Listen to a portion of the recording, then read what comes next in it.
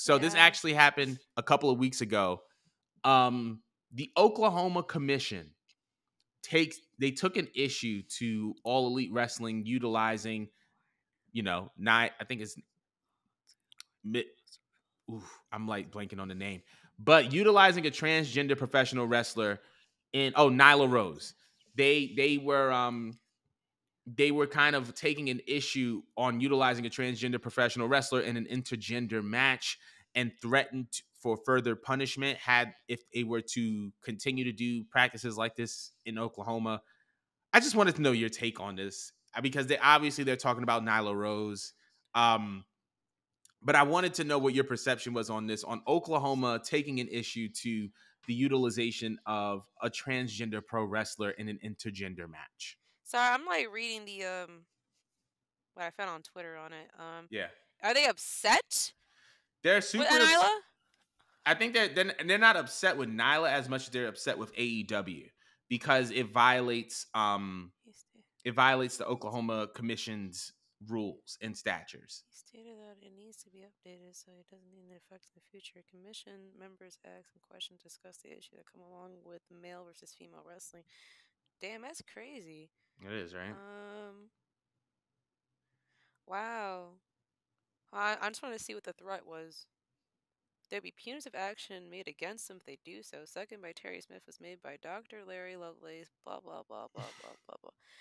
It's just, it's so childish to me. Yeah. Really, just because while I do think pro wrestling is a sport, it's also a performative sport. You know what I'm saying? It's a performative sport, and with that being said, like there's extra precautions being taken to ensure that both parties are safe, both parties know how to take a hit, both parties know how to take a bump. So when I see any discrepancies between like a biological male versus a female or vice versa or the trans argument, it's just silly because it's just like in pro wrestling, I mean, I don't see what the problem is or what any risks are. Even if you want to argue down to like just like, oh, a man's stronger than a woman, like he's gonna hurt her. It's just like again, it's a performative sport. You learn how to do everything extremely safe on purpose. 'Cause if you actually execute the moves the way you want to execute the fucking moves, you'd be done for. Right. Hence why someone as tiny and petite as Candice LeRae was out here throwing her poor 120-pound body everywhere, being flung around by men. So when I look at someone like her taking bumps by fully jacked men, I'm just confused because it just reminds me of the whole issue people had with like uh with Sonny Kiss, for example. Like he couldn't win. Sonny Kiss couldn't win wherever he went. They were looking at him and saying, well, he wrestles like a girl and he damn near looks like a girl, so why is he wrestling men? You know, but then if you would have put him against the woman, y'all would have been complaining that Right. it's a man against a woman. And then Nyla identifies as a woman. Respect, that's her gender identity, that she is a woman. Again, like, what is the issue? It's 2024. I feel like we've been long past this.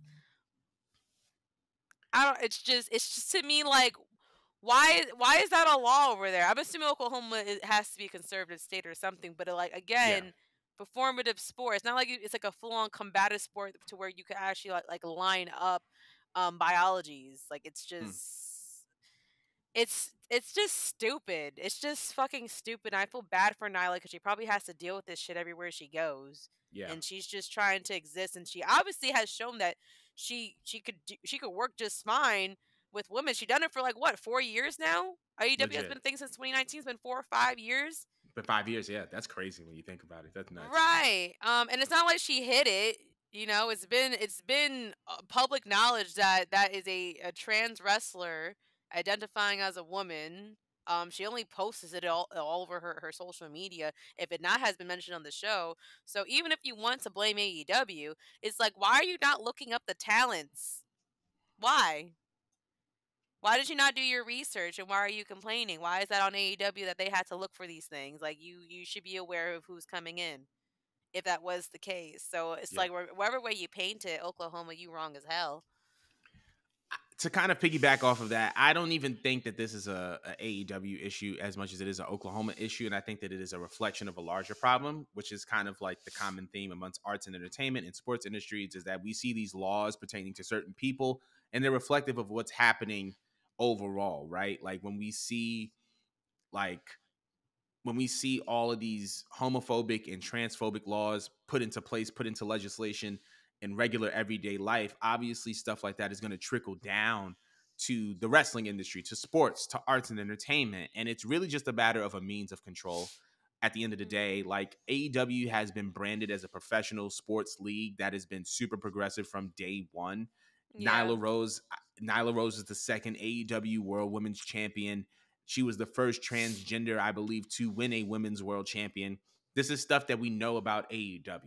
And so I don't think that it is fair to expect AEW to change not just its brand, but its approach to pro wrestling just because you have a homophobic law in place. Yeah, Um, absolutely.